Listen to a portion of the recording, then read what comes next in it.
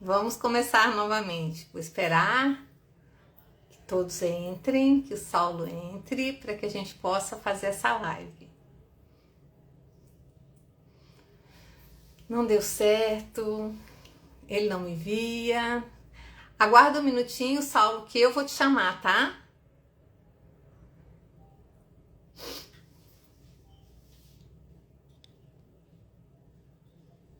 Oi, Ciro.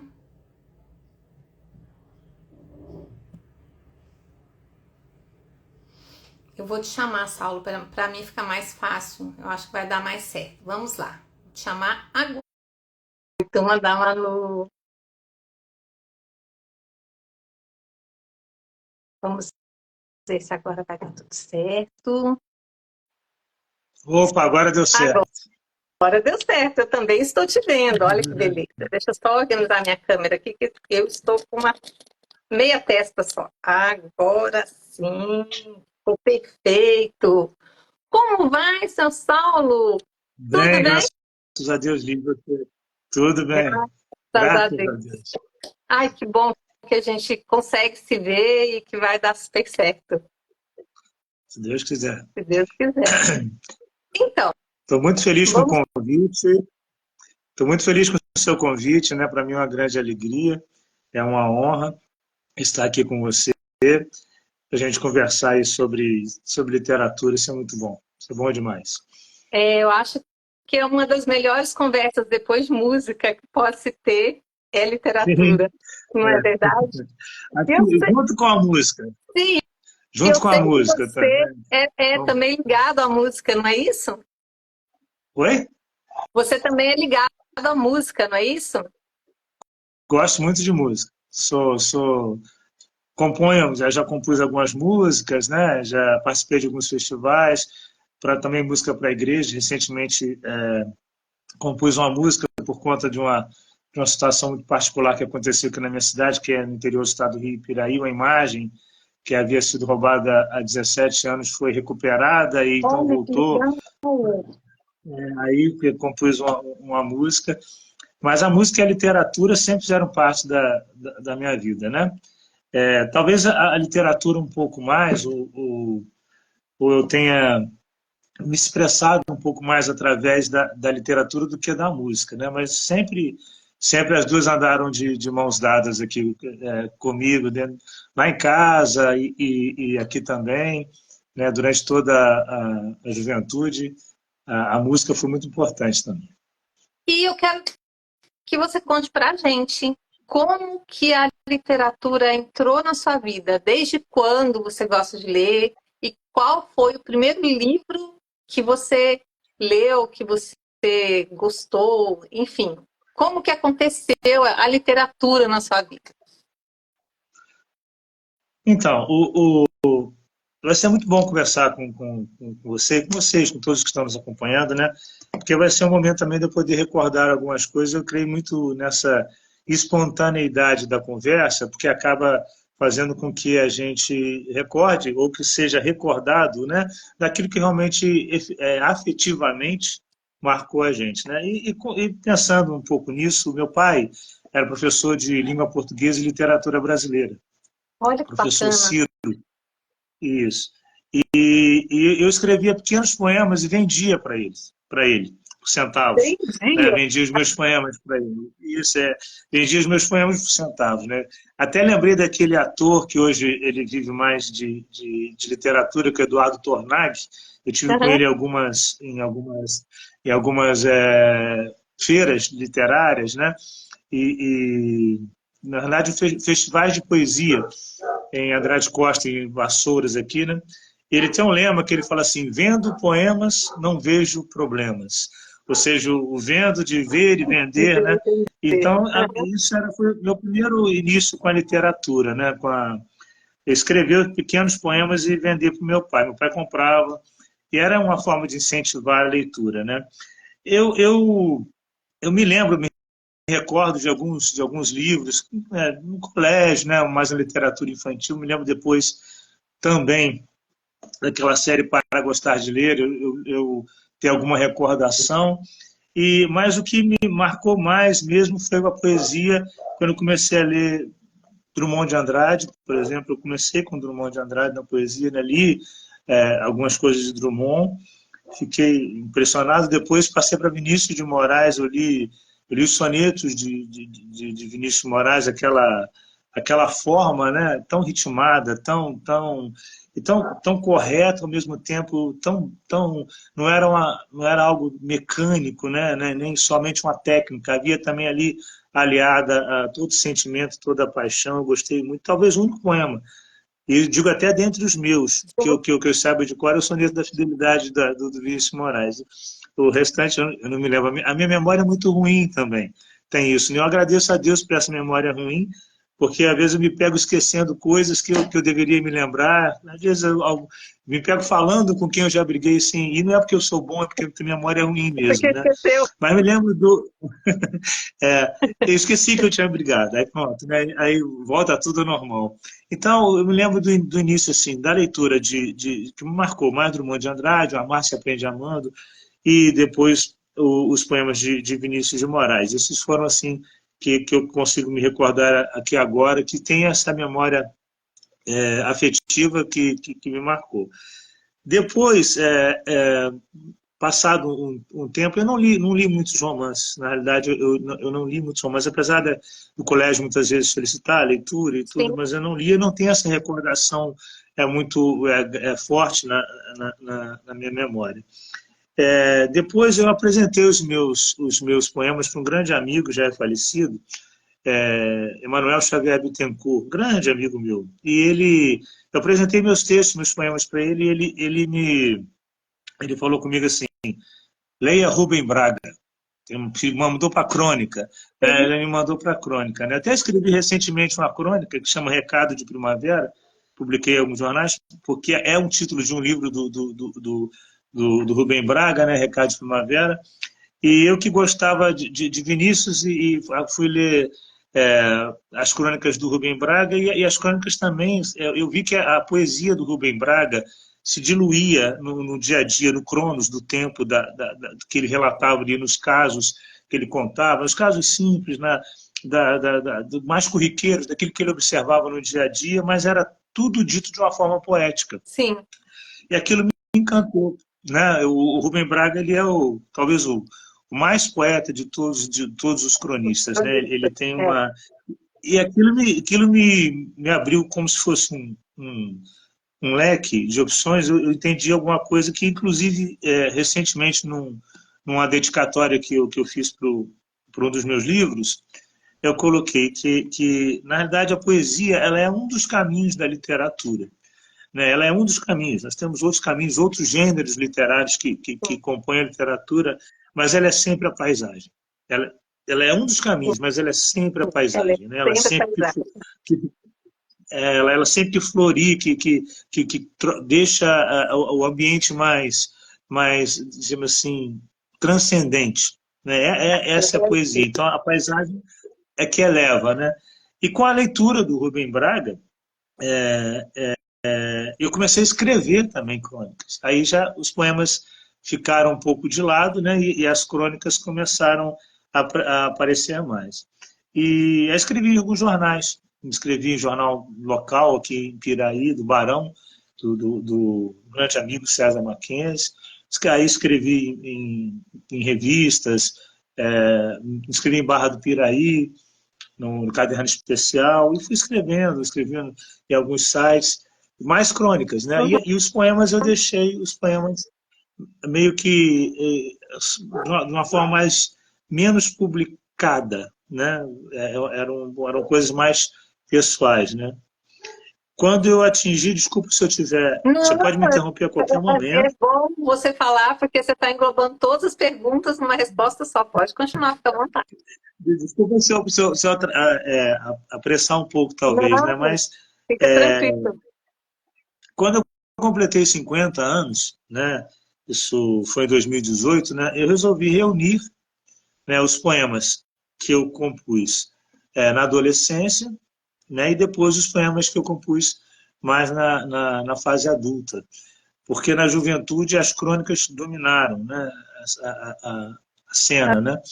Aham. E aí publiquei meu primeiro livro, que é esse aqui, o Lastro, né? Você está com ele aí, né? Isso. É um livro como que eu estivesse pagando uma dívida, de uma certa forma, com o meu passado. Nós somos devedores do passado, né, e credores do Do futuro, futuro. vamos dizer assim, né? E eu paguei a dívida do meu passado com a minha cidade, principalmente, porque nós somos muito de onde viemos, né? Do que Sim, vivemos, do que vimos, do que olhamos, né? E Piraí, e eu amo demais a minha cidade, gosto muito mesmo. Piraí me deu todo esse olhar, que eu diria de poesia, sim. né? A cidade é uma cidade pequena, mas é uma cidade muito bonita, uma cidade que favorece, né, para quem se dispõe a se abrir para a paisagem poética, né? Como eu havia dito, né? É muito interessante, é muito fácil, às vezes, você se deixar tocar e transformar esse sentimento em versos, né? Então eu pago, vamos dizer assim, com lastro, né? Essa dívida com Piraí, né? E esse resgate da poesia, né? Que eu havia deixado de lado durante um bom período da minha vida. Tem, Esse é um pouco da história do livro. tem uma poesia em Lastro chamada Bagagem, que fala um pouco Assim, disso tudo que você acabou de falar. exatamente. Bagagem é exatamente um resumo, né, de tudo que eu trago, né? Uhum. No livro do Lastro, né, tem dois poemas que todos são de alguma forma significativos, né? Tem a sua importância, tem o seu valor, mas exatamente bagagem. Se eu fosse resumir, né, o livro, o que dá o espírito, o mote, o tom do livro seria bagagem, pelo próprio lastro. Né, que o lastro, Uhum. a poesia lastro é uma declaração de intenções que eu faço com a minha poesia, que eu desejo com a minha poesia. Né? O título lastro, a gente tem uma versão econômica para o lastro, né, com relação à A emissão versão de moeda. econômica. Eu fui bancário por muitos anos, né, então dentro da Eu economia, também. mas eu busquei. Você também? Bancário? Tá vendo? Então, banco é bom para poesia. É, Mas eu optei pela concepção naval, que é aquele peso que se coloca no fundo do navio para aquele equilíbrio. Né? Eu acredito que a poesia ela precisa ter esse peso, para que ela não fique só uma coisa muito frágil, né? sim, Muito sem alguma substância, né? O Machado, acho que o Machado mesmo que disse, né? Os adjetivos passam e os substantivos ficam, né? Então, então, é preciso permanente. substantivar a poesia. Claro que nós vamos adorná-la com os adjetivos que mais se adequam, né? Àquele assunto, àquele tema, mas é preciso que substantivar, deixar ela com a sua substância com bastante vigor para que ela possa se manter. Que não seja alguma coisa que o vento leve, né? Tem que ser alguma coisa que permaneça, né? Permaneça. Então, o Lastro, eu diria que o Lastro tem esses dois poemas aí, Bagagem e o próprio poema Lastro, que sustentam, dão o lastro mesmo ao próprio livro, E né? tem Ao esse próprio livro. aqui, Ponta dos Pés, que eu achei de uma delicadeza tão grande que eu posso ler. Claro, claro, pode ler. Ponta dos Pés. Senti saudades suas, como os pés sente das ruas por andar. Eu caminhei na lembrança e no passado. E cada passo dado nessa andança era um passo. Meu Deus, há mais por dar. Senti saudades suas, mas agora eu sei. Senti como sentem as suas, dos caminhos por onde eu andei. Gente, olha, sério, tô arrepiada, eu acho lindo. Na hora que eu li, falei, gente, como assim? É sim. E é de uma profundidade, assim, ímpar. Parabéns. É lindo. Eu agradeço. Eu gosto. Engraçado, o Lastro, ele é um livro que foi meu primeiro livro, foi de uma forma independente e eu tive assim, eu tive que fazer um garimpo dos meus poemas, né? Muita coisa rabiscada, eu tive que reescrever algumas coisas, muitas coisas assim, até né, ilegíveis, muitas vezes, que a gente escreve né, e tal. E eu fui conseguir, assim, de alguma forma, garimpar alguns poemas, né? E alguns poemas depois, lendo depois do que foi escrito, bastante tempo depois, a gente, uai, mas será que eu mesmo Eu fiz mesma isso, que né? Então, escrevi. fui eu que escrevi e realmente foi, né? Então a gente vai crescendo, né? Como todo ser humano vai se desenvolvendo e muitas vezes a gente já encontra esse homem adulto naquela criança, como pode encontrar aquela criança no homem adulto, né? E esse poema me lembra a rua, as ruas da subida da ladeira da minha casa, lá em Piraí. Eu estou falando aqui de um distrito de Piraí, que é Santanese, onde eu moro Sim, atualmente, e que também gosto muito, mas é uma ladeira que era uma rua muito bonita, né? Eu sempre gostei muito, né? E era um passo a mais, cada passo dado nessa estrada era um passo a mais por dar, né? Isso agora, tá vendo como é bom conversar? Eu me lembrei do Galeano citando uma outra pessoa que eu não vou me lembrar para que ele falava sobre utopia. Para que serve a utopia? Né? E é uma pergunta que muitas vezes se faz com relação às artes, especialmente com relação à poesia também. Né? Para que sim. serve a poesia? Né?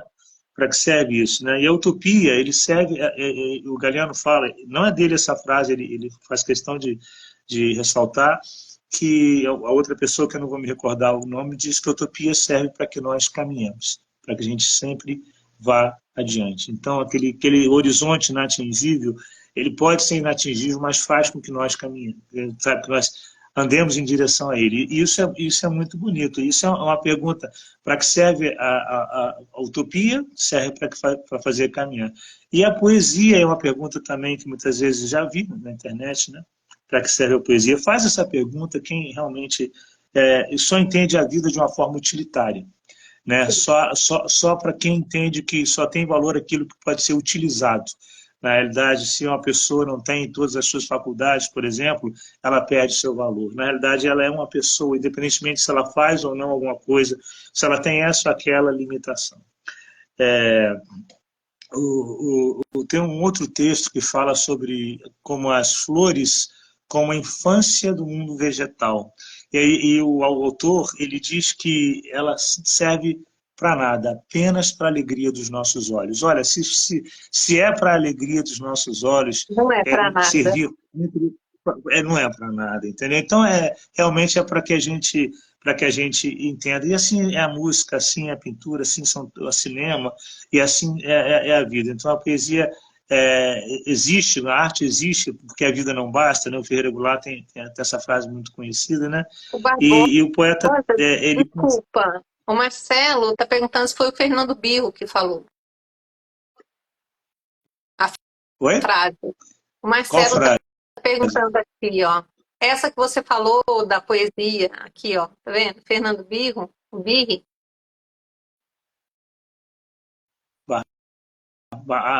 O Marcelo Barbosa, o Marcelo, sim.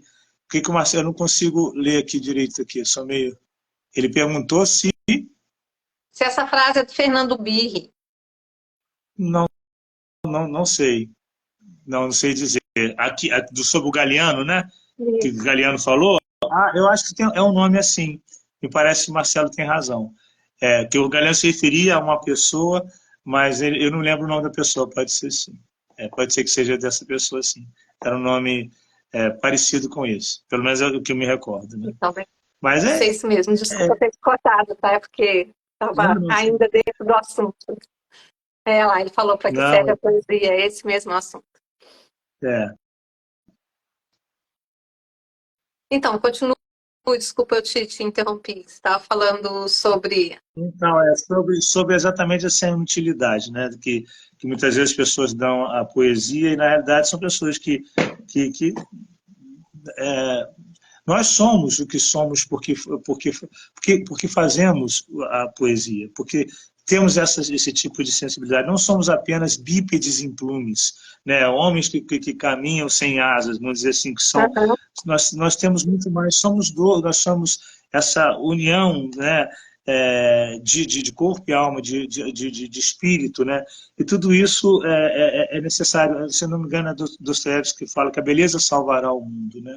Nós precisamos de beleza, nós precisamos de bem, de beleza e de verdade. São esses três valores que a gente precisa para realização como ser humano. E a poesia vem nesse sentido, todas as artes, né? Para que nós possamos nos desbestializar, não sei nem se essa palavra existe, né? Mas é uma palavra Mas é que mais ou menos resume, né? é, resume, para que a gente entenda realmente que o quanto mais nós somos do que apenas aquilo que aparentemente apresentamos, né? Então, é muito importante, não só a poesia, né? Toda forma de arte, né? Tem uma oração que eu acho muito bonita, que a pessoa que compôs, ela tem um momento que ela diz o seguinte: Senhor, fazei de mim a tua humanidade de acréscimo. A tua humanidade de acréscimo. Então, um livro é uma humanidade de acréscimo. Uma música é uma humanidade de acréscimo, sabe? Então, tudo isso faz de nós mais humanos. Humanos na boa concepção da palavra, né? Não na concepção apenas científica da palavra, mas na concepção ontológica da palavra, de que realmente nós somos. Então, tudo isso enleva o homem e eleva o homem, né? Sim. Então, eu vejo dessa forma. Humanidade de acréscimo. Acho que talvez essa seja uma forma muito resumida, mas muito segura de dizer sobre as artes. As artes são, de alguma forma, como a Orante pedia a Deus, ser dele uma humanidade de acréscimo no mundo, que nós também, artistas, possamos fazer dessa forma, ou outra, independentemente da arte, né?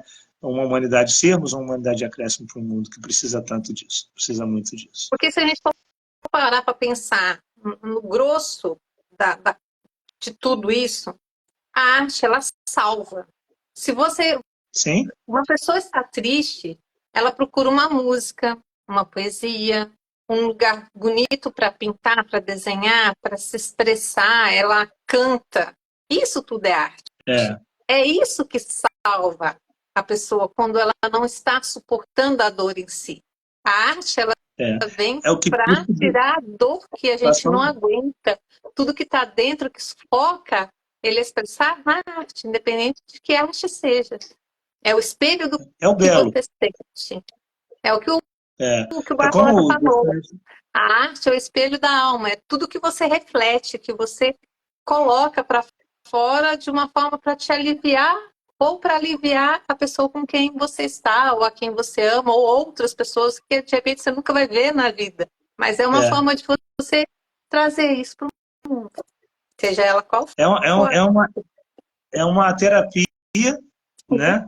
É uma bela terapia, né? Como a beleza, tanto a terapia no sentido de terapia, autoterapia, quando é você quem produz, né? E é também uma terapia para os outros, né? Uma forma de alívio, como você disse, de paz, né? E isso Eu, é extremamente eu, importante. eu ainda consigo falar um pouquinho além. Eu ainda acrescento que a arte é uma forma de devoção, porque a gente não consegue fazer arte se a gente não tiver amor no coração, se a gente não tiver fé em alguma coisa, esperança em alguma coisa, entendeu? Eu acho que é uma forma de devoção a tudo que está em torno da gente, porque você não consegue fazer arte se você não acha beleza em nada. Você Exatamente. só consegue fazer Dá- arte com um olhar bonito para as coisas, ou triste para as coisas, mas aquilo te traz a devoção a alguém ou alguma coisa. Você tocou no assunto, muitas vezes a gente pensa que a beleza está somente, né, a arte está no que é belo, no que é alegre, como você disse, mas na tristeza também quanta, né, tem um samba que fala, né? que só consegue fazer um samba quem é triste, Uhum. né?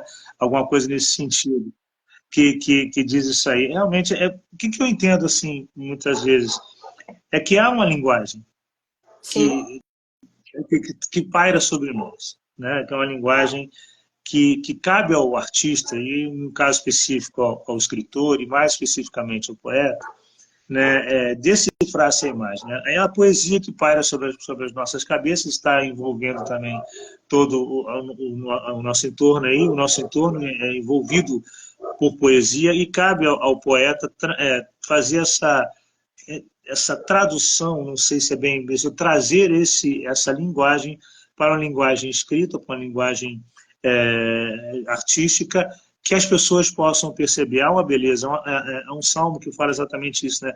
O dia entrega ao outro uma mensagem, a noite entrega ao outro uma mensagem, mas não são palavras que a gente possa compreender, mas existe então essa beleza e toda essa riqueza é um idioma, né, que precisa ser traduzido, uma forma que precisa ser traduzido para que as pessoas consigam, assim como o poeta, é, também sentir aquilo que ele sentiu, é a beleza. Por isso que eu sou meio contra poemas muito herméticos, sabe? Aqueles poemas tão individualistas que acabam sendo difíceis de ser compreendidos. Tem um poema, se não me engano, no Astro, que eu falo sobre isso, sobre às vezes você às vezes não entende mesmo, né? E muita gente diz que tem vergonha de dizer que não entendeu para não passar como se fosse uma pessoa não muito inteligente. Mas tem certas coisas que realmente são muito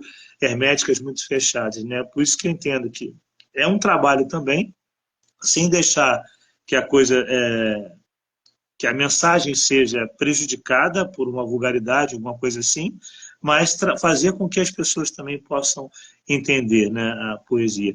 A poesia ela é muito sintética, de certa forma, né, porque ela procura reduzir a metáforas, né, e nisso o homem se assemelha, de certa forma, ao Criador, né, porque até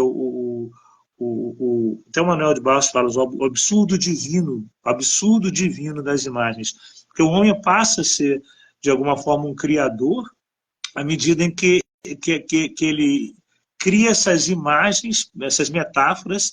A poesia é metáfora, é imagem, é você criar mundos novos a partir das ideias que nós concebemos esse mundo aqui. Então, você faz aquelas conjunções, aquelas coisas todas. A poesia, nesse sentido, ela é salvadora, como a gente disse, terapêutica, mas é também uma poesia que faz com que nós nos assemelhamos e vamos respeitar aqui, né, os limites criador-criatura, né, aquela habilidade que só Deus tem, que é de criar, de fato. Né? Nós criamos nesse livro, poesia, sim, nesse livro Gerúndio, você fala sim. sobre isso. Você É. fala em busca Ah, a sua relação com a poesia e Deus. Gente, é lindo. Busca. Escondo Deus nos poemas que eu faço. E espero que comigo tu o encontres, como estilo que releva no traço e depois pressupõe o antes. Escondo Deus nos poemas que eu faço e nos versos, com carinho, o abrigo. Com amor que esmiuça no abraço e no pão subsiste o trigo. Escondo Deus nos poemas que eu faço. Como nos passos está o caminho, como na uva se encontra o vinho e nas fitas se faz um laço. Escondo Deus nos poemas que eu faço, pois de tão claro ele ofusca. Escondo Deus nos poemas que eu faço, pois nada estará perdido enquanto estivermos em busca. essa frase final é de Santo Agostinho. Né? Nada estará perdido enquanto estivermos em busca. Né? É uma frase de Santo Agostinho. A religiosidade é muito marcante na minha vida, de uma forma geral. E é quase que impossível eu tentar, de alguma forma, esconder isso. Né? Eu escondo Deus nos poemas que eu faço, porque, na realidade, essa busca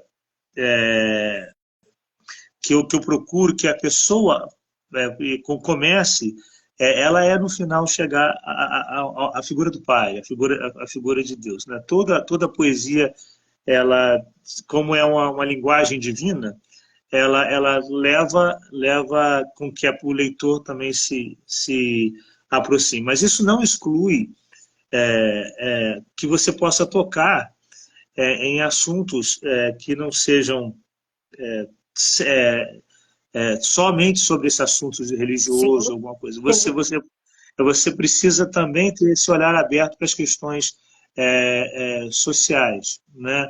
Para o seu entorno, para a sua vida, para os seus irmãos, porque assim também a verdadeira religião é amar a Deus e amar ao próximo. Então é preciso que você tenha essas duas dimensões, né? Bem presentes também, não somente um lado, né?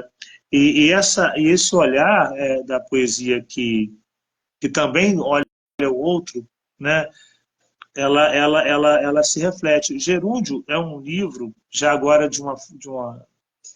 vou dizer assim, diferentemente de Lastro. Lastro como eu disse, um resgate dos poemas da adolescência e da idade adulta. Eu completei os 50 anos, uma dívida que eu paguei com Piraí, mas Gerúndio já é um livro com poemas mais reflexivos e com um olhar um pouco mais apurado, vamos dizer assim, para o entorno, no sentido, tem um poema em Gerúndio que chama Semáforo. Semáforo, que eu escrevi foi em Barra do Piraí.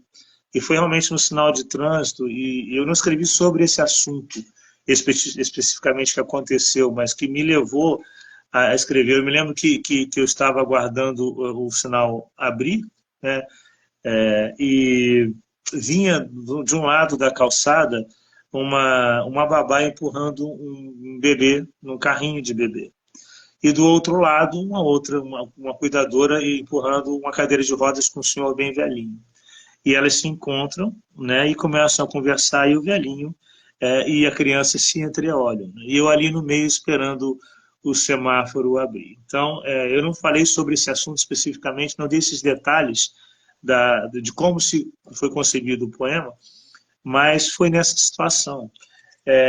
Por exemplo, Malabares, que é um poema que tem em gerúndio, eu fazia estágio no curso de letras, né, e no estágio algumas atividades eram você procurar exemplos de profissionais, cases, como falam, né? Cases que deram, coisas que deram certo e tal.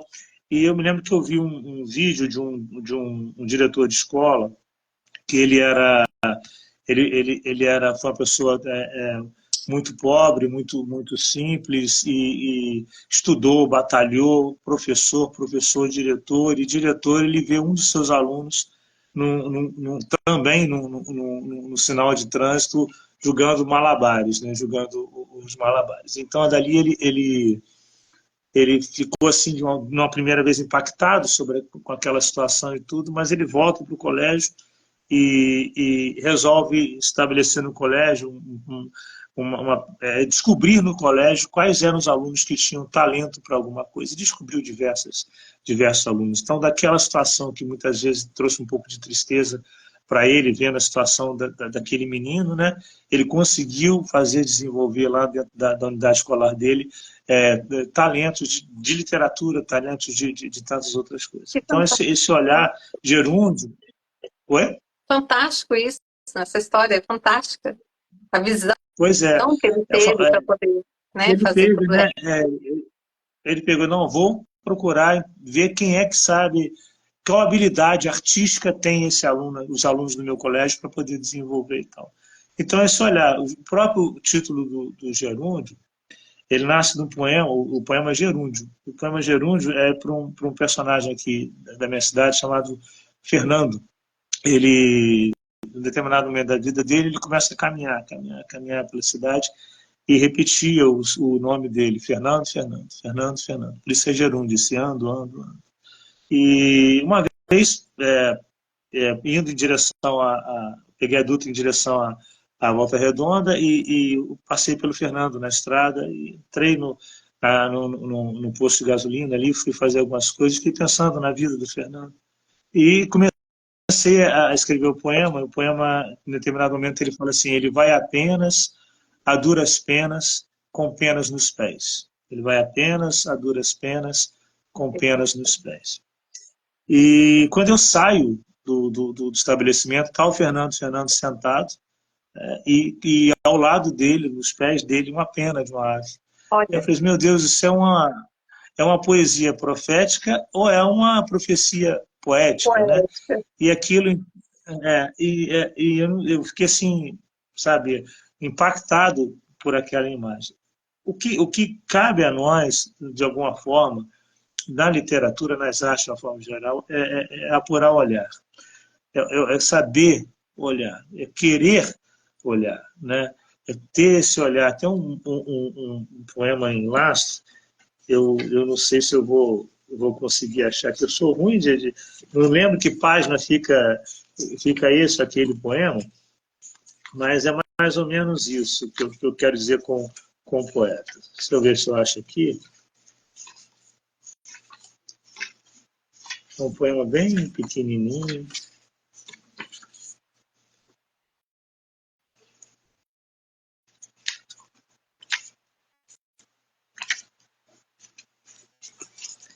Não estou achando.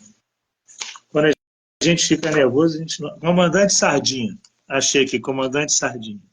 Né? É um pouco, isso aqui é um poema da adolescência, um poema bem antigo, né? Mas é um pouco daquilo que eu entendo que cabe a nós como escritores, é ter esse olhar. É um poema muito simples, ele fala assim, olha o vento que não se vê pelas retinas, não como o vento que pelas retinas não se vê, mas como do mundo a vitrina. Olha o inseto que caminha, que errante caminha, não como inseto que caminha errante, mas como comandante sardinha da tropa dos renegados. Olhe, olhe para os lados. Olhe, pois só tu os enxergas, só tu os eternizas. Olhe o poeta como quem ama, não como quem dedetiza. Então,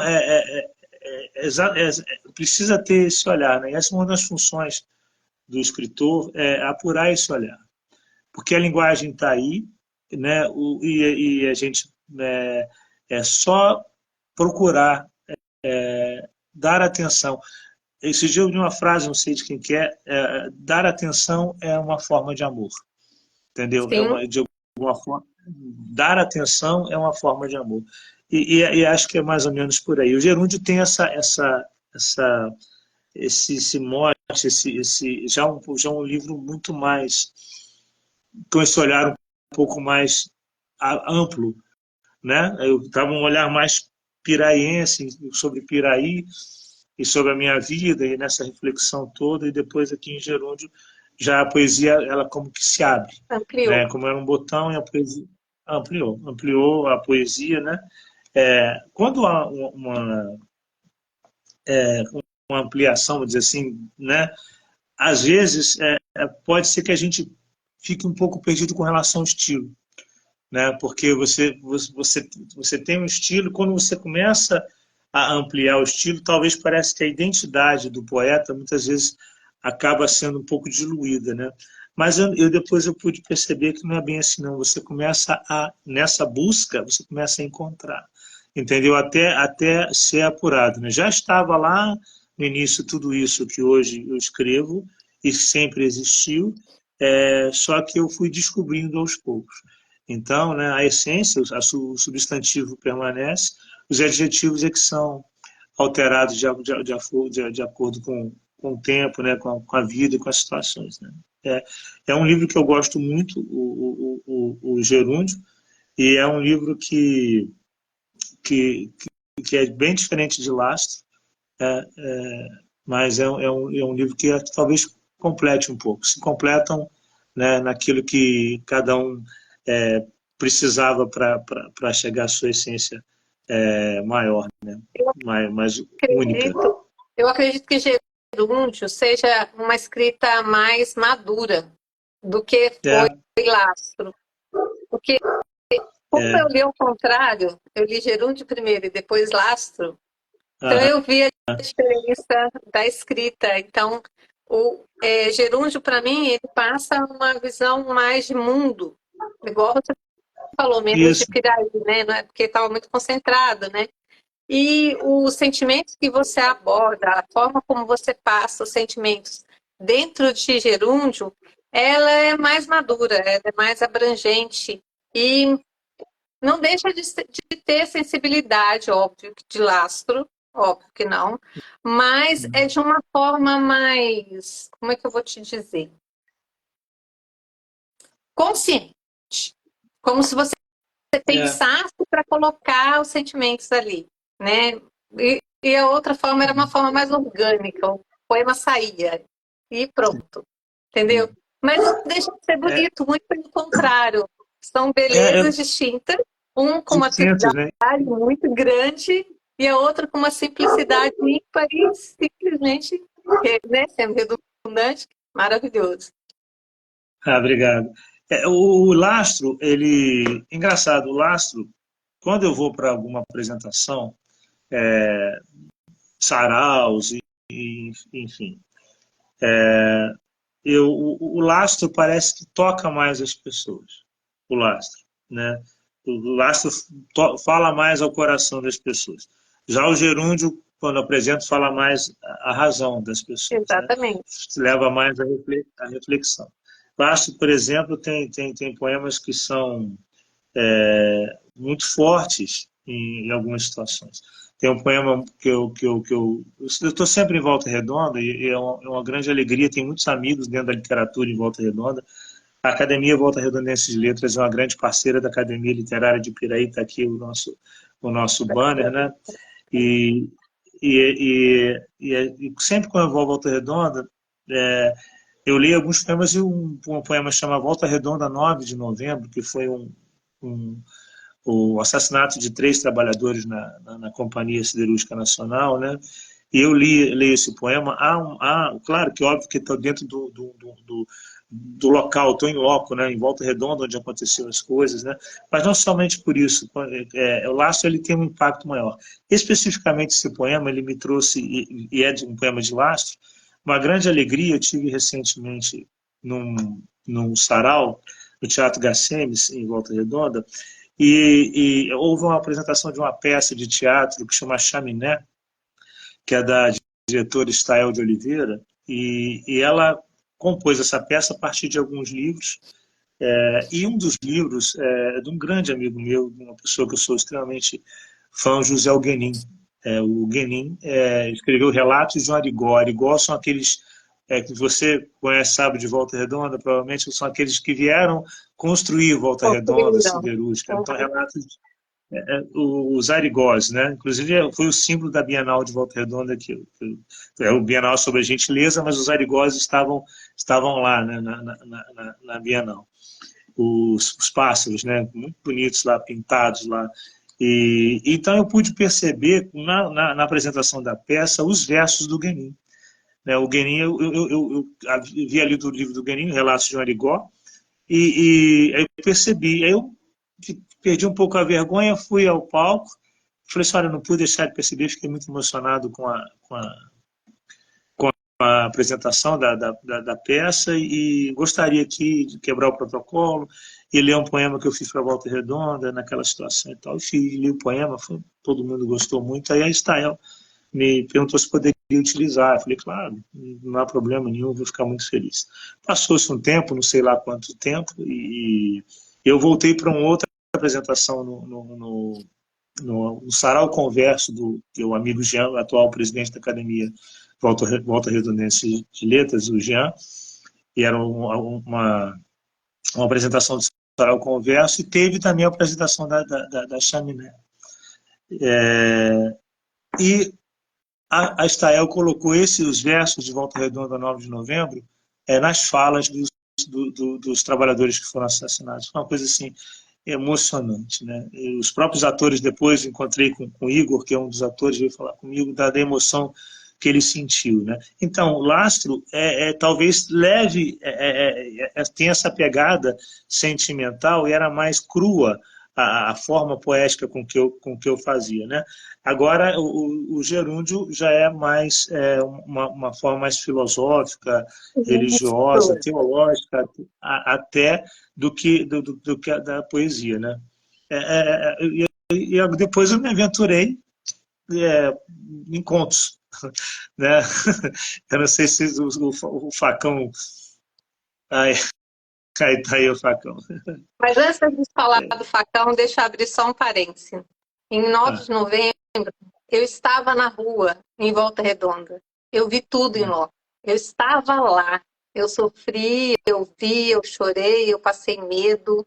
Eu estava na rua quando aconteceu. Eu estava voltando nossa. a fazer um curso de cabeleireiro lá na época. Eu estava no meu horário de pegar o ônibus para voltar para casa e eu estava no ponto de ônibus quando tudo aconteceu. Quase que eu voltei para casa a Foi, pé. foi muito Foi marcante, né? horrível. Foi uma tristeza muito grande. Foi um evento que não pode ser esquecido, né? Isso Não, que eu disse lá na época, né? Quando eu fazia faculdade, eu tava também na Vila, né? Na Vila uhum. Santa Cecília, e queria voltar para casa. Fazia faculdade, fiz ciências contábeis, depois, né? Quase nada a ver com poesia, com literatura, enfim. E eu estava na Vila e toda aquela movimentação, aquilo tudo foi muito traumático, Foi né? muito E foi triste. uma coisa assim terrível. Eu Volta tive... Redonda, então, o poema O Volta Redonda 9 de Novembro, posso até ler que se ainda houver algum tempinho para fazer a leitura? Pode, fica tranquilo, Pode, pode ler tudo, pode. quiser transformar dele, Volta Redonda 9 de Novembro. O uniforme da companhia tem sangue e poeira. Ainda me doem os cacetetes e os fuzis apontam para mim. Ainda te amo no espaço e no tempo, com o calor da ciaria e o aço da mão que espalma. Ainda te vejo com olhos de siderurgia, no eterno noite e dia e no sem fim da minha alma. Ainda te amo com ordem e progresso, com a desordem dos meus versos e a melodia do meu canto. Quisera amar-te ainda vivo, meu coração grevista morto, tanto chora tanto. Mas pronto, eis a hora, que mal te fiz. Tantas balas cabem em meu peito, quanto em meu coração os Brasis. Então, emoção, é uma coisa assim, né, forte. E depois que, se eu for, como eu disse, quando a gente lê coisas que a gente escreveu há tempo, a gente se vê muitas vezes como um instrumento. Na realidade, não tanto quanto um autor, né, na acepção da palavra, né, autor, o grande, mas como um instrumento para com que essa mensagem fosse repassada, ainda que o autor não tivesse todas as qualidades necessárias, elas são supridas de alguma forma por pela inspiração que fez com que os versos saíssem, né? Essa emoção que você sente, que eu também senti na hora da leitura, foi assim, a mesma emoção que eu vi também lá no teatro, quando eu escutei na fala daqueles personagens, né? É, esses versos, não por uma vaidade, entendeu? Meu, o meu poema foi transformado, parte dele incluso dentro de uma peça, mas mais porque é uma forma a mais, através da arte, de perpetuar um fato que não deve ser esquecido. Não fica Porque mais restrito apenas ao meu livro, entendeu? Apenas um poema, uma página de um poema de um livro de um, de um homem do interior do estado do Rio, né? De alguém que tem o seu alcance muito reduzido, né? O poema foi ampliado para essa adaptação, de alguma forma, não adaptação, mas essa utilização desse poema dentro de uma peça teatral ajuda a perpetuar a história, a memória, né? E faz com que as pessoas possam valorizar, né? Valorizar mais, no caso, a vida, o trabalho, a dignidade do trabalhador, das pessoas. Então, isso é mais gratificante do que efetivamente ter sido o autor e ter sido incluso naquela peça de teatro. Que eu agradeço a Estael a oportunidade de fazer com que isso perdure. Eu achei a missão mais interessante. Porque, na verdade, assim, as suas palavras, elas me tocaram profundamente, porque só sabe o que aconteceu quem passou. Quem ouve Pois é. não tem noção do que a gente que estava lá viu. Sim. A gente estava na rua e a gente sentiu. Imagina quem estava lá dentro, passou por tudo aquilo, Sim. nossa. Mas, enfim. É uma coisa... Sigamos. Segue. Desculpa, gente. Eu realmente chorei aqui. Eu sou assim. Vamos falar de O Facão. Vamos falar do Facão. Engraçado, né? Eu já havia escrevo ainda crônicas e poemas, né? Sim. Mas nunca havia me aventurado em contos, né? E ainda não me considero ainda preparado, não sei se é bem preparado para um romance, né? Para uma escrita de um romance, né? Que é necessário, por conta de toda a estrutura que o romance carrega consigo, né? Da história, de personagens, e tudo aquilo que envolve o romance, talvez ainda não esteja maduro para a escrita de um romance. Mas eu resolvi me aventurar a partir de um concurso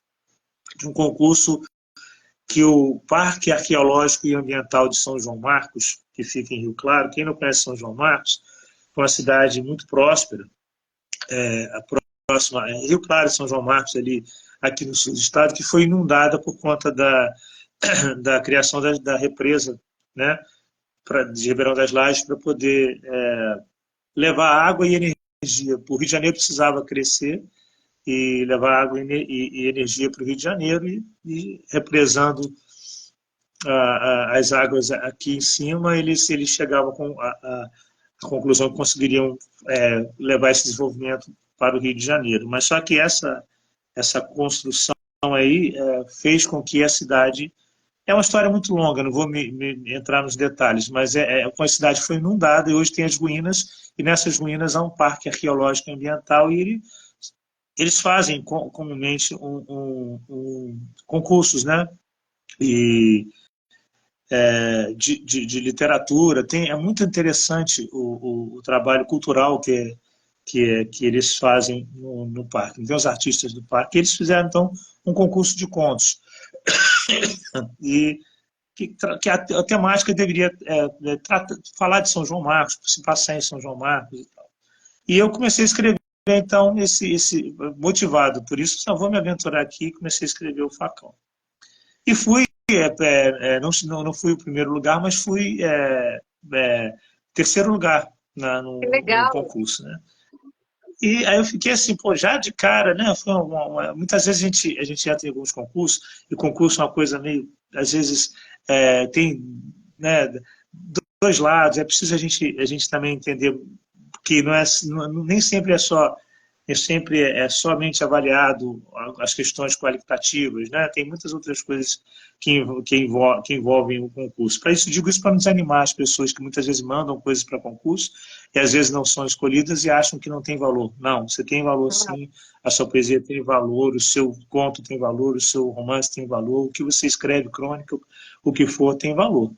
São opiniões, né, que aquela banca, aquele grupo de pessoas naquele momento e diante de outros tantos, né, enfim. Mas escrevi e tive essa colocação e aí perdi um pouco mais da vergonha e encaminhei esse conto para o professor Sérgio Pachá.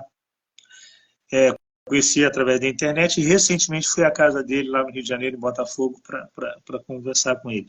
O professor Sérgio Pachá, ele é aposentado e trabalhou na Academia Brasileira de Letras e era aquele que dirimia todas as dúvidas da língua portuguesa no Brasil, no mundo. Tinha alguma dúvida, mandava para o Sérgio Pachá sobre a gramática, sobre a língua portuguesa, para que ele fizesse acabasse com a dúvida, né? Resolvesse a dúvida. E mandei, ele me retornou, né? Dizendo o seguinte: Está até na orelha do Facão. Disse o seguinte: penso que ninguém lerá o conto Facão de olhos enxutos. De olhos enxutos, meu amigo. Poucos contos mexeram tanto comigo como este. Penso, por exemplo, em La Legende de Saint-Julien Hospitalier, na lenda de São Julião Hospitaleiro, de Flaubert. Volto a dizer, escreva, talentos não são dados para enterrar no campo. Então, esse volta a dizer, escreva, talentos não são dados para enterrar no campo, que é uma passagem bíblica, né, de enterrar os talentos no campo, né, me incentivou, e eu agradeci muito a ele. Aí ele fui a começar a escrever. Só que o conto, para se escrever e para se publicar em jornais, que é o meio que eu normalmente utilizava, né, tanto eu escrevo no Caderno Especial em Barra do Piraí, escrevo também. Então, eu estou com algumas atividades, tenho que retomar a continuidade da escrita.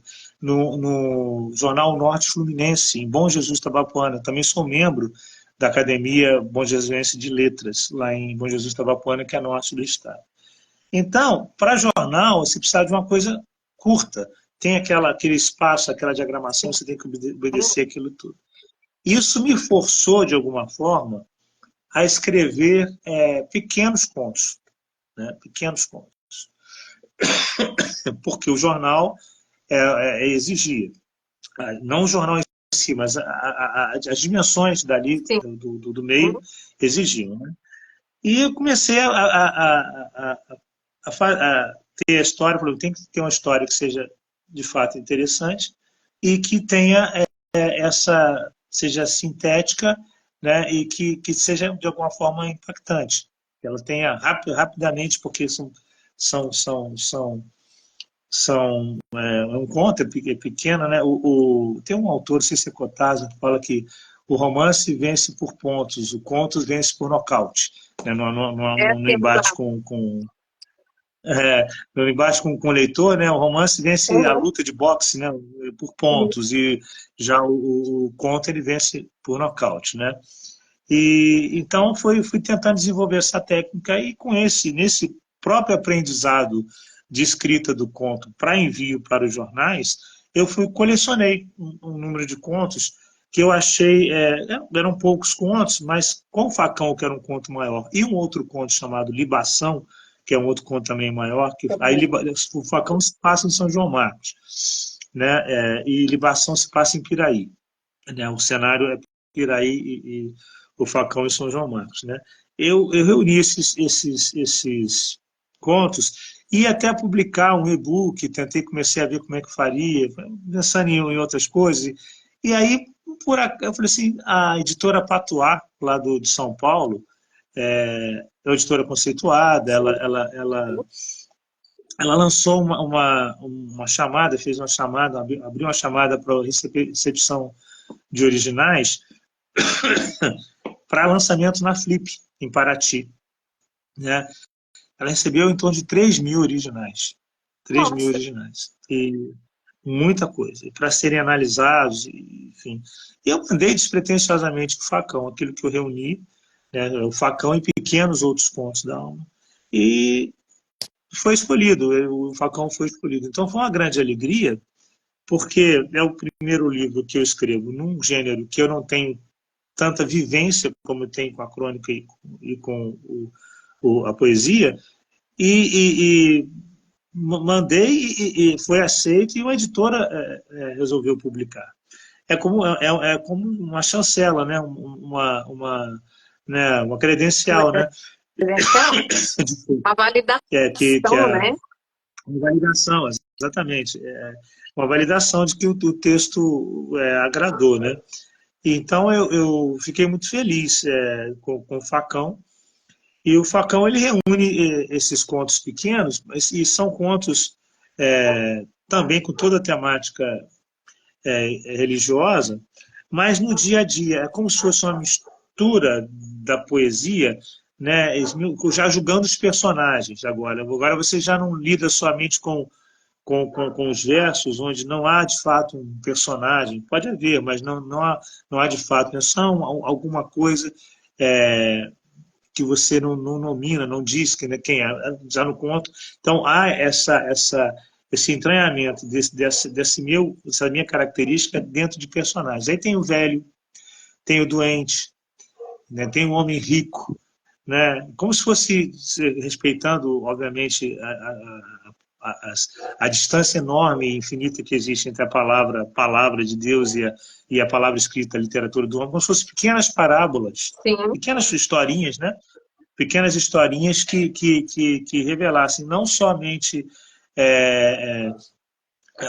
que as pessoas pudessem se reconhecer, na realidade, não somente alguma coisa imaginada, mas uma coisa viável, né? Algo viável, uma literatura viável, uma literatura que sai do campo imaginativo, da imaginação, e entra já para um campo não que a poesia não traga isso, essa sensação de espelho, que a poesia muitas vezes faz, né? Que a literatura faz conosco, né? Mas de uma forma mais concreta, né? Dá braços, dá pernas, dá nome, enfim, coisa. O personagem ele tem essa capacidade de tornar mais ainda real, né, a história que você imaginou, né, que você pensou. Então, o Facão ele é bem assim. Ele é bem assim, com personagens assim, factíveis e comuns, né?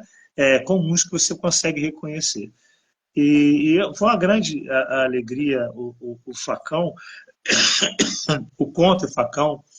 É um conto que realmente, como o professor Sérgio falou, né, é difícil alguém conseguir ler o conto Facão com os olhos enxutos, né? Eu não consegui escrever o Facão com os olhos enxutos, né? Eu não conseguia. Não, Eu não dá. Ele escrevia, realmente emociona.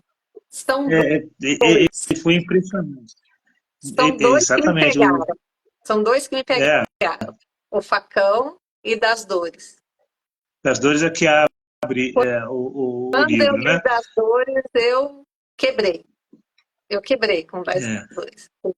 Quebrei mesmo. Falei, gente, como assim? Eu acho que eu me reconheci nele, entendeu? São situações ali do pai e do filho, né? As Exatamente. duas situações do pai, do sofrimento do filho e o pai impotente. E quantas vezes isso não acontece na vida da gente, né? É, Você tem uma situação de uma pessoa que você ama muito, um filho, uma mãe, um amigo, um cônjuge, enfim, uma pessoa, um cônjuge que você goste muito e que você se vê impotente, né? E ali eu faço a imagem, recordo a imagem de Abraão e Isaac, né? sim. Que no momento derradeiro ali, o cordeiro é substituído, né? O Isaac é substituído pelo cordeiro, né? Mas nessa história não. Né? Não, Como se pegasse o cutelo e executasse o executasse o que tinha cordeiro que ser feito. na frente do pai, né? E era uma dor então eu faço essas imagens religiosas que permeiam todo o livro Facão. De alguma forma, eu me utilizo dela para que as pessoas acabem reconhecendo, passem a reconhecer, né? Olha, como é que aquele texto ele pode ser visto sob uma ótica, aquele texto bíblico, aquele texto religioso pode ser visto sob uma ótica é, entranhada agora na minha vida, né? Entranhada na minha vida. Então tem isso, tem o Matuto de Botas, que era um sujeito muito rico, né? Enfim, mas que queria ter nascido pobre, queria ter sido um Matuto de Botas, né? E toda a higiene da vida dele, todo aquela empolamento, aquela coisa toda, fazia dele infeliz, né? E ele é um reflexo, vamos dizer, reverbera um pouco o jovem rico, que é um personagem da Bíblia, que faz tudo certinho, né?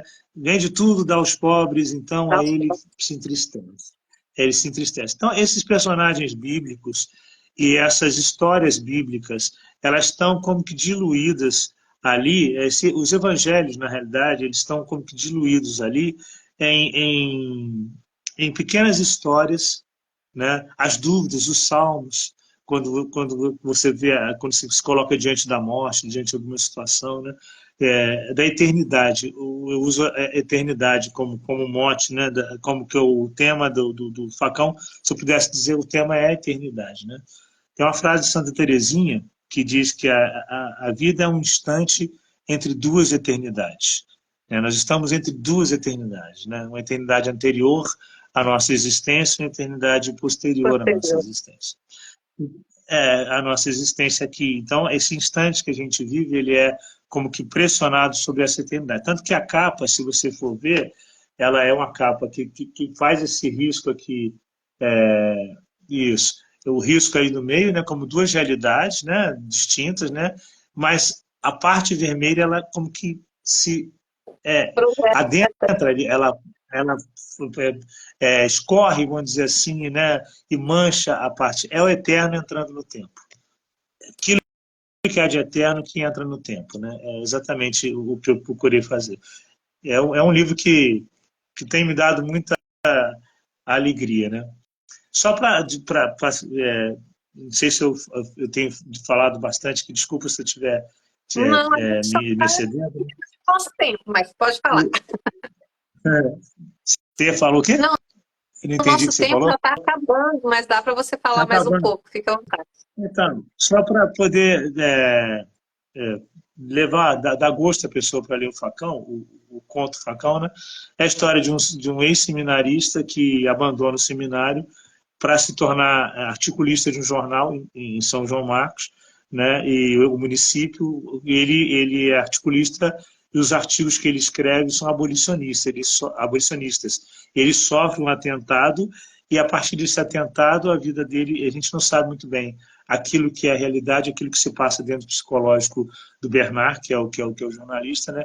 E ele é socorrido por um amigo, o Cício, né? Que leva ele até São João Marcos, e aí é todo um desenrolar da história já mais dramático, vamos dizer assim. Então, tá, só para dar um gostinho. Deixa eu te fazer duas perguntas que vieram aqui. O Alaor está falando que o texto bíblico deve ser associado à realidade que nos cerca, não há como desvincular. Metáfora ou Sim. simbolismo se inserem na realidade, você concorda? Se o texto bíblico tem que ser vinculado à existência, sim. Né? Eu creio que a nosso dia a dia, as coisas do nosso dia, é isso que ele disse, né? Sim, eu Isso. acredito que sim. A gente tem que procurar viver. Até a questão, né, da palavra, a felicidade está na prática da palavra. Sereis felizes se as praticares. Né? Somente fazer da palavra umas letras bonitas, né? Alguma coisa bonita de se ouvir e não colocá-la na prática na vida, realmente é uma casa que se constrói aí sobre a areia, né? É preciso construir a casa é construída sobre a rocha nesse sentido, em que a gente procure jogar para a vivência aquilo que a gente aprende. Então, sim, eu concordo com ele. Devemos usar esses textos aí, refleti-los e aplicá-los, nem adaptá-los, aplicá-los, né, sem adaptação que possa dar, mas aplicar o ensinamento no dia a dia, na vida, na literatura, em tudo. E o João Fraga, ele está perguntando aqui se você tem algum gênero literário que você ainda queira escrever, tipo suspense, terror, romance. Eu tenho uma vontade, tenho a vontade de dar continuidade no Facão e fazer do Facão, do conto Facão, um romance. Porque a história me leva a isso. O Cício, que é o amigo escravizado, um homem escravizado, pelo qual o Bernard queria lutar pela liberdade, comprar a alforria, ele é um personagem que eu vejo nele, um personagem extremamente forte. Né? Ele foi falado pouco dele, mas ele é um personagem que poderia ser aquele que conduziria a história do Facão de uma forma muito digna, muito honesta. Né? Então eu penso em fazer um romance a partir do conto Facão. Elevá-lo à categoria, não sei se elevá-lo ou transformá-lo, né, estendê-lo para um romance. Né? Ainda não me sinto, João. É o João Fraga? João Pedro Isso, Fraga? é o João que perguntou. Excelente contista. O conto que ele escreveu, Sublime, que vai sair na coletânea da Academia Literária de Piraí, é sublime o conto dele. É muito bom. Então, João, e os que me ouvem aí, né? Pretendo sim transformar o Facão, quem sabe, num livro num romance, né? E essa questão de suspense, eu vi ali no conto A Gravata, que é um dos contos que as pessoas gostaram muito, Eu né? também achei ele assim, eu fiquei surpresa, porque eu fui lendo, assim, tá, né? Tá. Na hora que fala o final, assim, gente, como assim? Eu fiquei impactada, Pois é. amei, muito bom mesmo. Um amigo leu o Conto A Gravata e teve a mesma sensação que você teve. Ele fala Bahia. Não sei se o Bahia ele estava estudando hoje, ele tinha um curso para fazer. Ele falou, Saulo, vou fazer tudo possível para estar aí. Mas o Bahia falou comigo que deveria procurar escrever e adaptar isso para fazer roteiros Também para acho. séries. Então, para poder fazer roteiros para séries, né? Eu até tentei encontrar um curso, alguma coisa que me desse as técnicas, né?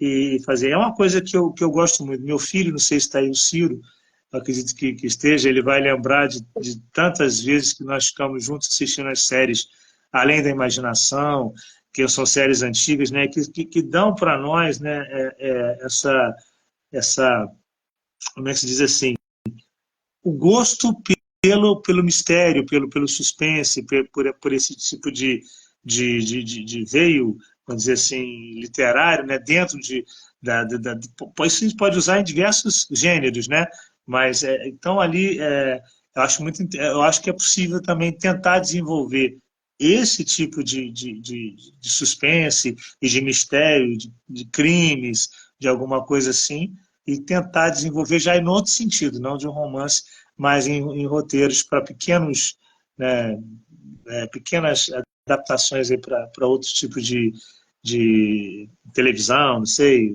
É um sonho, né? É uma coisa que eu penso, vamos ver, série. A gente vê Ai, isso que acontecer, legal. as pessoas escreverem e serem depois transformadas em série, né? Precisa de um personagem forte, precisa de, ou então se for uma coisa antológica, mais uma estrutura que tem uma linha como dizer assim, uma linha editorial, não é bem isso que eu queria dizer, uma linha que dê uma identidade àquele tipo, a ser uma antologia, mas tem que ter uma certa identidade, apesar de histórias distintas umas das outras, mas que tragam aquela identidade. Quem sabe um dia, vamos ver, vamos pensar. Eu entrei em uma história dessa ano passado, Ah, é? na coletânea de terror da Leia Livro Nacional. Eu tenho um conto de terror nessa coletânea, está disponível na Amazon. Olha, vamos adquirir, então, vamos conhecer. E O conto que eu escrevi se chama A Moça de Branco e nada mais é do que uma lenda rural, vamos dizer assim, né? Que eu ouvia dos meus tios, então eu fiz uma adaptação de uma história verdadeira com o conto que eu ouvia dos meus tios quando eu era pequena. E fiz o conto e aceitaram o conto na coletânea, tá lá. que bom, parabéns. É Obrigada. um estilo de escrita, né? O terror, o suspense, que tem muito, tem muita aceitação entre os jovens também. Sim, Eles gostam muito desse tipo, né? sim. Eu me surpreendi recentemente, porque a gente conhece Fagundes Varela, Fagundes Varela é de Rio Claro, Uhum, é de São João Marcos, de Rio uhum. Claro, e nós conhecemos o Fagundes Varela pela poesia, né? De Fagundes Varela, né? Que é fantástica. Na verdade, Fagundes Varela é o poeta, na minha opinião. Né? Os outros eram poetas e advogados, os outros eram poetas e funcionários públicos, os outros eram poetas e qualquer outra atividade. Fagundes Varela era poeta, né, de fato mesmo. Né? E o Fagundes, eu cheguei a dar uma palestra sobre Fagundes Varela lá em Rio Claro, na Secretaria de Cultura, na Casa de Cultura de Rio Claro, não sei se a Cláudia ou o Cristiano estão aí na live com a gente, falando sobre a poesia, mas os contos de terror de Fagundes Varela, que muita gente não conhece, são fantásticos. Ai, São vou procurar. fantásticos os Eu contos de gosto terror. muito de terror. Eu sou uma Ele, menina ele do terror, tem. eu gosto. Então, os contos de terror do Fagundes Varela são fantásticos. Tem um livro, tá por aqui, do Fagundes, uma coletânea, não lembro qual o nome da editora, que são contos de terror, e tem um conto do Fagundes Varela, é a Guarida, se não me engano, Guarita. É o nome assim do conto, muito interessante. Passa, se eu não me engano, em Santos, cidade de Santos, no litoral paulista. E tem um outro conto chamado Ruínas da Glória. Esse é de dar medo mesmo, né? Gosto Ruínas assim. da Glória. E, e tem diversos outros. Tem alguma coisa que eu não li, esse eu vi na internet, eu separei para ler, sobre. Tinha o nome Esther, alguma coisa do nome Esther. Então, o Fagundes Varela tem essa coisa. E nosso patrono da Academia Literária de Piraí, eu já queria fazer um pedido aqui da Academia, para seguir a Academia lá no Sim. Instagram, aqui no Instagram, né? Academia, o nosso patrono, Lúcio Mendonça, poderia falar muito sobre ele aqui, mas nessa matéria também de contos e de contos de terror, eu recomendo a leitura do conto O Hóspede, do Lúcio de Mendonça. O Hóspede é fantástico. É também Vou procurar. muito mais surpreendente do que a gravata, né, do que eu escrevi. O Lúcio é excelente, excelente. Paulo, infelizmente, o papo tá ótimo. E, gente, como tá bom, podia ficar aqui mais umas 2 horas conversando sobre literatura, poesia e afins. Mas a gente vai ter que terminar. Chegou. Que triste, chegou a hora. Eu gostaria, antes de você falar, vou te dar um tempo para você falar. Eu gostaria de te agradecer imensamente o seu precioso tempo para vir conversar com a gente, contar todas essas coisas bacanas sobre a sua carreira, sobre a sua escrita, sobre a sua vida, e que deixou a gente muito feliz, pelo menos a mim. Eu posso dizer, sim, que eu fiquei muito feliz de ter tido esse tempo aqui com você, porque foi, assim, esclarecedor para mim, acho para todo mundo que está aqui, muitas coisas sobre poesia que às vezes as pessoas não têm noção de como se desenrolam, de como elas acontecem. E você fez com que a gente tivesse uma clareza nessa área. Te agradecer por eu ter ficado emocionada, que para mim é muito bom sentir emoção, porque tudo vale a pena. Apesar da lembrança Você é ser alma triste, musical. a alma está aqui ainda, né? Vai dar tudo É. certo e todo mundo vai ficar bem onde quer que estejam. Eu tenho certeza. Então, eu só posso te agradecer por tudo isso. E agora eu gostaria que você deixasse uma mensagem para todas as pessoas que estão aqui, né, com a gente nessa live e dizer assim que eu admiro muito você pelo trabalho que você faz, todas essas escritas, todos esses sentimentos. Esse livro me fez chorar. Esse livro me fez chorar. Esse livro me fez chorar. Simples assim.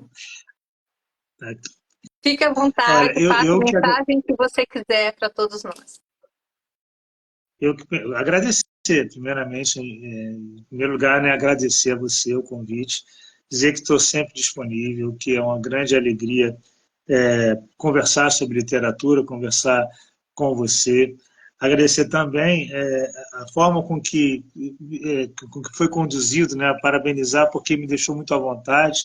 Né, eu pude, às vezes, talvez eu tenha me estendido um pouco nas coisas que eu falei, né, mas foi por conta de me sentir bem aqui, né, com vocês, Que bom. com você e com todos aqueles que estão aqui conosco, né. A mensagem, né, eu acho que às vezes precisamos ter esse olhar como escritores.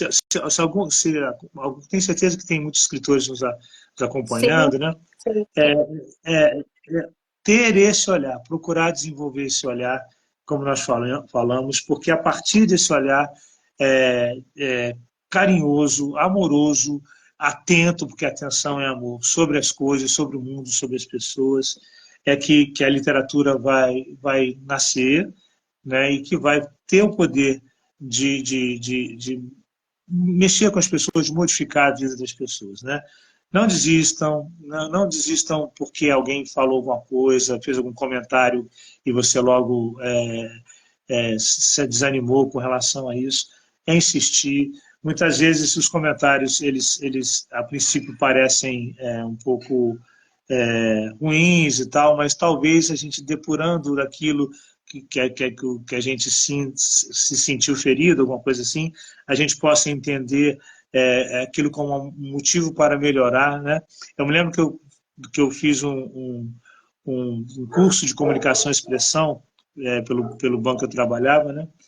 E a professora, numa redação que eu havia escrito, se eu não me engano, sobre o rio, era sobre Piraí, sobre o rio Piraí, sobre as andorinhas que cortavam o rio em cima do leito do rio, e ela chegou e fez uma observação: escrever é a arte de cortar palavras. Se eu não me engano, é do Drummond de Andrade, escrever é a arte de cortar palavras, né?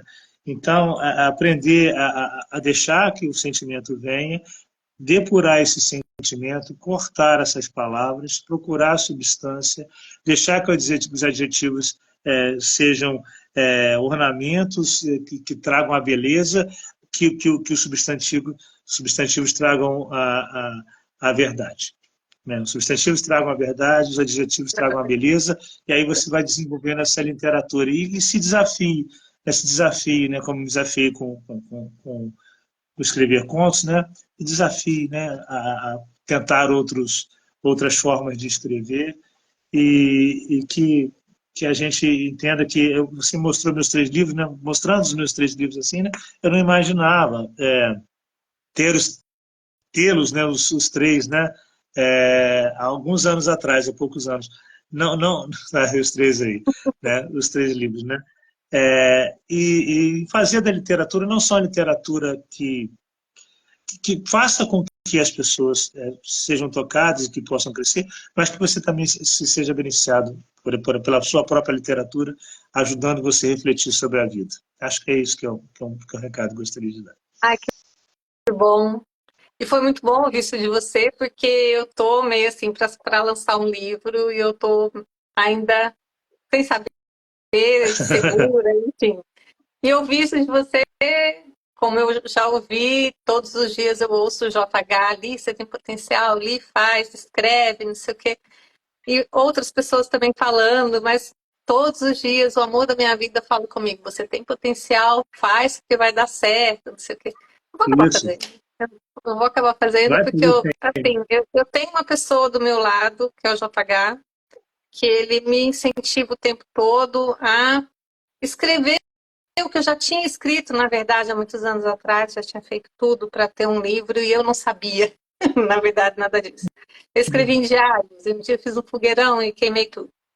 E um dia eu estava em casa, na pandemia, e escrevi uma coisa qualquer e entreguei para ele. Olha aqui o que eu escrevi. Não, minto. Ele achou um papel que eu tinha escrito. Foi você que escreveu? Eu falei, foi. Mas isso é bonito, continua escrevendo, não sei o quê. E ele já escrevia, né? Já estava nessa luta dele para fazer os livros. Então, aqui atrás. Não, tá aqui. Ali, em cima. Então já tem 4 livros já, e fica assim, você tem que fazer o seu, e porque você merece, porque você trabalha muito, Sim. porque não sei o quê. Enfim, eu acho, dado todas as circunstâncias, mais as suas palavras e mais um monte de gente, eu vou acabar lançando o livro mesmo. Mas aí eu te falo, Deus se eu querido. for lançar. Ótimo. Vai sim, lança sim. Vai ser uma grande alegria ter mais uma humanidade de acréscimo. Né? Um livro de certa forma, uma humanidade de acréscimo que a gente coloca nesse mundo. Tá bom? Então tá, Muito gente. bom ter participado aqui com você. Eu também agradeço muito de você ter vindo para participar com a gente. Eu quero que Deus abençoe muito a sua vida, como a de todas as pessoas que estão com a gente nessa live. Que Deus abençoe a cada um de vocês grandemente. E muito obrigada pela presença. Até mais. Tchau, Obrigado, gente. gente. Até Boa mais. noite. Obrigada. Boa Tchau, noite. tchau. Tchau.